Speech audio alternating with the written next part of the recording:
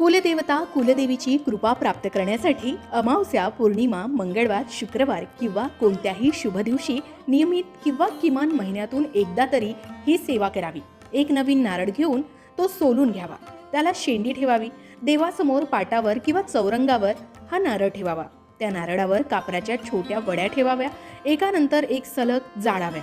यावेळी ओम चैतन्य कुलदेवता कुलदेवी जागृत जागृत जागृत स्वाहा हा मंत्र म्हणावा. साधारण 5-10 मिनिटे हा जप करावा आणि तोपर्यंत कापूर जळत राहावा याची काळजी घ्यावी.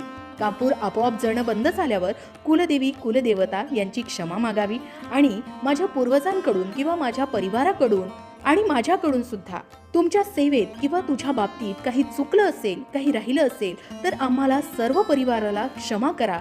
आमचं बोट पकडून आम्हाला उन्नती प्रगतीच्या मार्गावर घेऊन जा अशी प्रार्थना करा.